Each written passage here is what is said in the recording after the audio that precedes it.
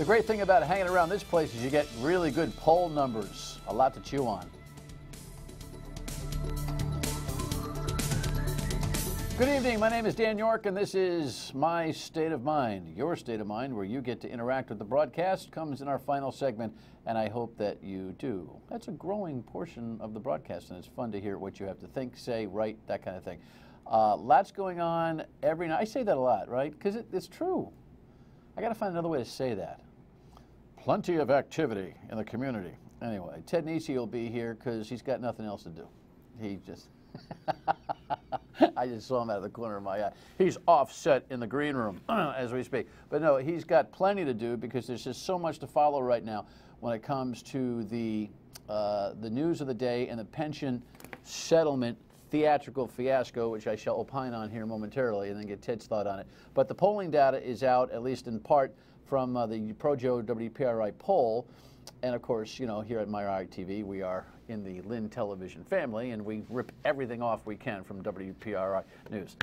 Let us go to the rundown and see what's happening. This is B- theater. This is off-Broadway, horrendous production. And this is like, type of stuff. Really, gag me with some of the role-playing that's going on right now. Another settlement vote that's not getting a lot of attention, but which is hugely important to the state budget, was cast yesterday. Angel Tavares has got a lot of good things to say about the state of the city, and why wouldn't he? You know, he thinks he's done a good job, and part he really has, and frankly, he's running for governor, so what are you going to say? Everything is no good. And woo! Some hot skiing, literally, going on in Sochi. Let's get to it, dig in. On the concept of pension theater plays on, here's the WPRI.com headline today. And you'd have to have a WPRI.com headline today because this thing evolved like 16 different ways today. No pension settlement trial date for September 15th. So let me go through the saga as quickly as I possibly can. Once upon a time, we had a pension settlement in 2011. It was a special session, kind of an extended session of the General Assembly in the fall, where Treasurer Gina Raimondo, through her bully pulpit, led the General Assembly almost by the nose into a reduction of unfunded liabilities by $3 billion. We knew that it was signed by Governor Chafee. He kind of held his nose to the whole thing, but he did. Anyway, we knew that we'd have litigation one way or the other, and the union sued in the middle of 2012, and now that case has been ongoing. And Judge Sarah Taft Carter has personified the hack judge of the century by suggesting that this thing needed to be settled rather than her stepping up and making the decision on the constitutionality of this matter. Okay, so they've been in private session, and reporters like Nesi and a whole bunch of others, me too, are like, come on, man, you can't do this behind closed doors. And so finally, they begin to spit it out as word of a settlement has been reached. And so today, there was a 9 o'clock retirement board meeting that was going to at least hear some of what the parties, meaning the state executive branch and the union, had come to. All of a sudden, it came off the agenda. Here's Gina Raimondo, the treasurer, explaining why. I will acknowledge that we were all expecting big news today, hence all of our visitors. Happy to have you. There won't be big news today. We are still in process of working out the details of the mediation. We worked late into the night and were not completed. Quite frankly, this is too important to rush. We have to get it right. We have to protect the interest of all the people of Rhode Island and the people in the pension system. So when we know more, we'll provide more updates. Yeah, to people who aren't paying attention, it sounds like she's got the whole thing under control, right? Later, she had a little press scrum where she repeated a lot of that kind of stuff, but nobody in the press has asked her the question that I can't wait to ask her, which is, excuse my French, what the hell are you doing in this conversation anyway, Gina? You have no need. You could send a lawyer to a settlement meeting who could go like this. We ordering pizza? And not even participate in the discussion. What's the judge going to do? Throw you in jail? Look, we need an adjudication on constitutionality. Every time that you participate in settlement and articulate that this is something that we need to do, you refute the good work that you did in 2011, which should stand on its own and be judged on its permission constitutionally or not, period. Reworking the numbers is a step away from what you've accomplished. And if you weren't running for governor, you'd say so. But because you're running for governor, you're trying to play two ends to the middle. And you know what? That's not going to work in the end. It never does. Now, Let us move. I'm furious with Gina Raimondo because she was the hero. I don't have any expectations for Richard Leach, the Director of Administration. I don't have any expectations for the union leadership in this. They got their own game they're playing. I had high expectations for Gina Raimondo, and she's selling you and me out right now. Anyway, guess what? The press conference to explain the whole thing was also canceled today, and then later today we found out that they put the thing back on the agenda of the State Retirement Board, so there still might be some kind of settlement, and there shouldn't be anyway. All right, moving on to settlement issues of another kind real quickly. Another settlement vote, yes, partial government sanction for a lawyer or two to gather up the defendants of 38 Studios. Here's a headline on this. House continues debate over 38 Studios loan. It was a contentious one-hour debate. Since when is a one-hour debate contentious? I mean, it's kind of like a pregame show as far as I'm concerned in good government. But anyway, this is all about whether or not we should group the defendants, people who could pay us back some money in the 38 Studios debacle, you know, the $75 million principal loan, da-da-da-da-da-da, and the almost $100 million that we owe over the course of time, $12 million a year forever, it seems, next 6 or 7 years. I understand why the lawyers are suggesting that we do this, and I get why the legislators voted 53-16 in the House of Representatives yesterday to say thumbs up to making this kind of like the station nightclub fire. If you bring everybody together, they know they only have to pay once, and they can't get sued by other parties. It's complicated. But what it does is create a ruse in a lot of ways, or cover is probably a better term, for the House Speaker and any other leadership that was involved in this screwing of this state in the first place. The quicker they get to settlement, the less questions the leadership has to ask. I should say, answer. So don't be fooled that this is a great thing. It's a shame in a lot of ways. All right, next item as we move quickly. State of the city. Not so bad, you know, not so bad. The headline in the Providence Journal today, Tavares City heading in the right direction. Of course he's going to say that. He also thinks the pension's heading in the right direction. We'll talk to Ted about this too in our next segment or two because he has some great questions on newsmakers about the real money. But I guess any progress is supposed to be great progress. Here was the mayor on their own city pension dilemma. As we have done for Providence as a whole, we have put our city's pension system on a sustainable path. We have forever eliminated the 5% and 6% compounded COLAs that were draining our system.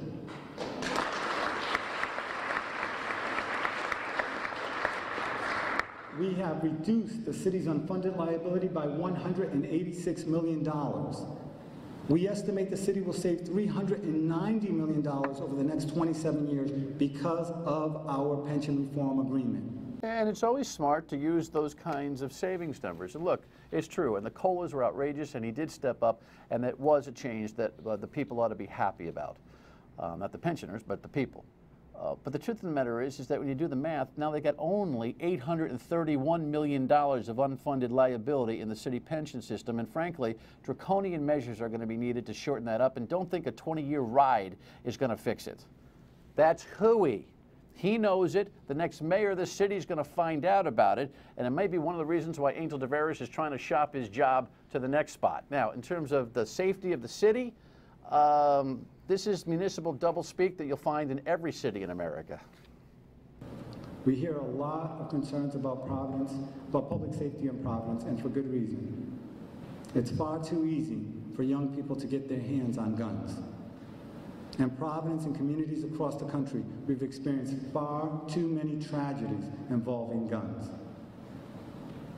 But we cannot lose sight of the fact that Providence is a safe city. And I'll say it again, Providence is a safe city.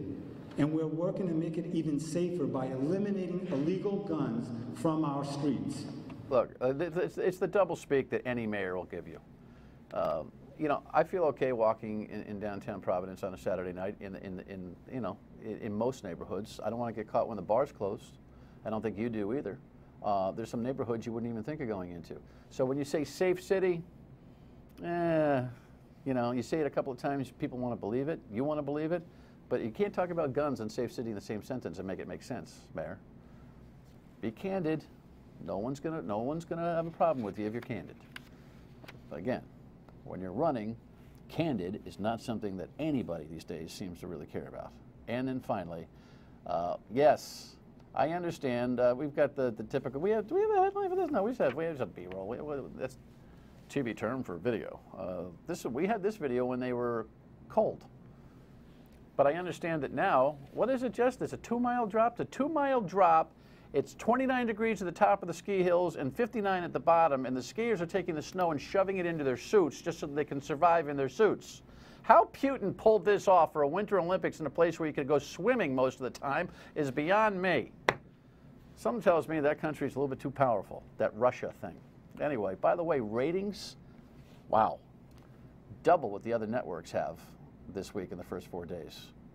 Am I allowed to say that here? Huh? Ted doesn't like it when I say that. He'll give me hell when we come back. Stay with us.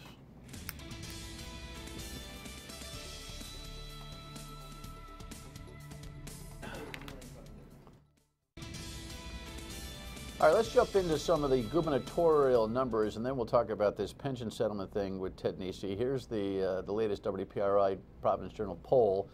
Not surprising. It seems to make all sorts of sense to me. 31, 27, 15. Taveras, Raimondo, Pell in that order, and Todd Giroux. Who's that? Todd Giroux. It's got 1%. Good for him. Hey, 1%'s 1%. Not bad, you know. At the end, that 1% could matter if we get into if this thing stays as tight as it is. Yeah, I think Clay Pell's 15% has squeezed Gina and Angel Taveras a little tighter, don't you think? Absolutely, I think. Thanks for having me, Dan. I think you're here so often. You don't even say hello. I don't even know. Yeah, yeah. Ted Nesi, thanks for coming, Ted. Thank you. Appreciate it. Thank you. Come on, let's be professional here. I think the most interesting number also is the 25 one we didn't have on there, which is 25% undecided. So you still have a big block of voters who don't have one of these people as their pick. And then, as you say, Clay Pell, I mean, Angel Taveras put out his internal poll, and whether you trust an internal poll or not, he had himself up, I think, 19 points. This was a couple months ago, without Clay Pell in the race. Clay Pell comes in, he takes 15, and Angel's at 4 in our poll, which, you know, they're going to argue, maybe they can argue things in the science, but that sure looks like Clay Pell cutting way into what they thought was a big lead that Angel Taveras had before. Clay Pell is Gina Raimondo's best friend right now. It's sure, which is so strange because his backers are people like Bob Walsh of the Teachers Union and others who do not want Gina Raimondo to be governor. Right. Today on the radio, I was wondering out loud, trying to figure this out. Okay, so the National Education Association and others who are really sponsoring, in many ways, the Clay Pell candidacy. They're not writing the $1 million check, but they're going to put the groundwork behind, right? The last person they want to see as governor is Gina Raimondo. So what's the play here? Based on those numbers, if Angel's able to hold his water, he ain't getting out. I mean, there's a lot of feeling, maybe he'll get out, maybe he'll get out. Unless they know something we don't know, they might just take the gun and blow their big toe off with Clay Pell. And I know those guys, they're pretty savvy about electoral politics and how to decide who wins and who loses, or at least do your best bet to win. And you know, they had such a key role in electing Lincoln Chafee. And you know, Clay Pell, obviously he seemed kind of nervous in his early speaking and stuff, so the idea that he's going to soar from 15 to top the other two and win, you know, anything's possible, but I don't think that's a guarantee by any means. He certainly, I don't think, has taken the state totally by storm to start with, which means you're going to have this, you know, warfare between the three of them, very much, actually Joe Fleming, our pollster, said, very much like the 2010 general election governor's race, where you have three candidates all in the 20 to 30% range, and you could almost see any of them coming out on top, and it's just who's still standing at the end. So it's very interesting. It's hard to see why Angel Taveras would drop out of this race, and yet that seems like the best bet for the anti-Raimondo forces, is to have it be her versus Pell. You think it's the best bet for Raimondo forces? The anti-Raimondo forces. Right. Okay. A lot of undecideds, 25%. Joe told us, do we have a shot here? Or we have a little bit of audio? I forgot which one I wanted to ask for. Where Joe talks about Gina Raimondo having a bunch of undecided women in her deal. She does, yeah. She has a little more trouble. Do we have that? Yeah, I think we have this. I think we got it. Thanks, Rox. I think we had it. I lost my mind. Family affair today. There we go. It's something that Gina has to really be concerned about as the election goes on. Try to build a base among the females and close that gap as much as you can. In the last couple Democratic primaries, about 54% of the turnout are female voters. Right now in our survey, 28% of the female voters are undecided. So if Gina can move those numbers, that's going to really help her greatly in this election. A lot of teachers are women who don't like Gina Raimondo because of what happened in pensions, but you know, and they talk. I think that's the only thing that I can. The other thing is that there's some kind of weird female chauvinism in the state, I think, has got to do with a couple of percentage points for Gina Raimondo. But it's fertile ground for her to till.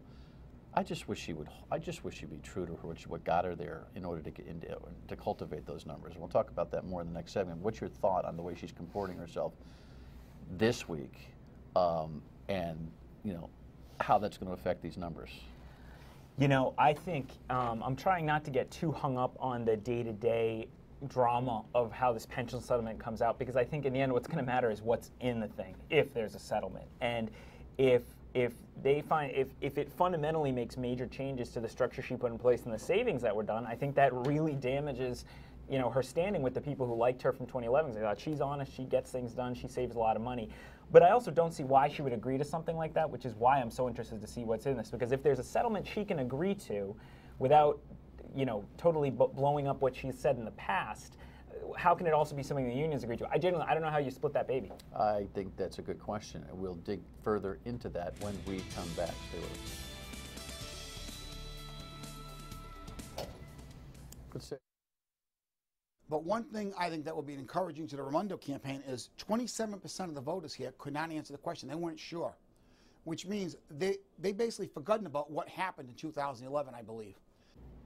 That's Joe Fleming, pollster of the WPRI Pro-Joe poll, talking about pensions. Like 27% don't even remember what happened. I think we have a graphic on that. Or didn't understand it in the first Let me know, place. guys, if we have a graphic on that. Oh, thanks, Rox. She has it. I mean, here's the support changing pension system, 46%, 28 opposed, and 27%. Do you know whether they know that the pension was changed in 2011, the people of this state? I mean, I would think they paid attention to, because it was a pretty high-profile story. Not sure from 1 in 4 of these Democratic primary voters. I mean, it's it's a reminder to me as well that people like you and I who follow this stuff so closely, most people just don't care. They don't feel strongly one way or the other. They just don't care that much about politics and government and things like that. And right. I think you see that there with people. They care about going broke, though. They do care about and when it's going broke. explained to them that this is one way you can go broke, fine. Anyway, okay, so between my rundown narrative and some of the things we've discussed, I want to kind of dig in for a few minutes here with Ted and get his thoughts on how this whole thing is rolled out. The political theater and the role-playing in this, it has me nauseated. I'm very disappointed in Gina Raimondo that back then, listen, she did a hell of a job championing this pension. Whether you like the results, she was a champion of this pension reform. She's the one who led them all to the promised land, for lack of a better term. She agreed with me on the radio at the beginning of the settlement order with the judge that it was almost foolhardy, simply because we needed a constitutional question answered. The litigation is about whether it was constitutional to change the numbers in the pension via statute. And now she's playing the role of, boy, we really have to work hard on this settlement and make sure everybody, if not running for governor, why would, it's political, and it's nauseating. The alternative way of looking at that, which you probably won't agree with, but at least just from listening to her over the past few years, I heard the same things from her when she was on Newsmakers. I mean, she seemed very skeptical that mediation made sense in a case like this, and expected it to go to the Rhode Supreme Court, and there would be a decision on whether this was legal to make the changes to the pension. Over time, as she seemed open to getting something done in this settlement, obviously politics may be playing a part in it. She is a candidate for governor now, but she's also said pretty clearly to us that you have to mediate in good faith. She's a lawyer. That's how the system is set up. If the judge tells you have to mediate, you have to go in good faith and listen and talk and everything. I think you're right. I think she thinks that. Exactly. No, I think she's playing the role of thinking that. Okay. See, I don't believe she thinks that. I think I can't read her mind or walk in her shoes. But anybody who's looking at this knows that Judge Sarah Taft Carter is taking the pipe. She should be responding to the constitutional question for the betterment of the state of Rhode Island, and to be directly responsive to the questions in the lawsuit. As opposed, hey, is this constitutional? Let's bypass that question. You guys just go make a deal on the numbers. That's what this is all about. She knows that's not right. What happens when the next time we have a statutory decision on pension? She knows that it's not right. And I think she just wants to look like she's a thinking person, and she's looking for some palatability with the union vote that she's not going to get anyway. Well, and that may be so. And even if you write off the union vote for Raimondo, there's there's an element of where she does not want to look unreasonable to the average voter who says, the average voter hears mediation, negotiation, discussion. They think, oh, those are good things. Those are things we want to do. And so I don't think Gina Raimondo wants to be out there as the anti-negotiation I think you're person. absolutely right. I think your argument here is exactly what her out-of-state pundits have recommended to her. The pollsters and the consultants, and it stinks. Because what the people may react to in terms of aesthetics is not the right thing to do. And I guess running for office clouds doing the right thing. I would argue, though, that for someone who is supportive of the law that was passed and the goals it had, say, shaving $3 billion off the 7-point-something billion, that the proof of the pudding will be in the eating here, where what is in the settlement? If she found some canny way to save the same amount of money, it seems like it's asking a lot of her to have just if she can get that out there. But we don't have any details, so we have no idea. I respect your point of view and analysis on that. It's one that many have. I hate it. You know what? I don't care what's in the numbers. We needed a constitutional decision as to the role of the General Assembly, and we're not going to get it with a settlement, and that would be the crime of all of this. But it's always good to bounce it off you. We'll be right back with your State of Mind. Stay with us. Thanks for having me. I could go all night with Ted on that, but I'm out of time. Other than your State of Mind, where you can dial us at 228-1886, leave a voicemail, email, or tweet, or Facebook post. Here is a voicemail that cracked me up. One, I don't trust Gordon Fox to save my own blank. Second of all, I don't trust Raimondo or whatever that guy is, our current mayor of Providence, based on everything that's going on. Poor James, a man without a leader.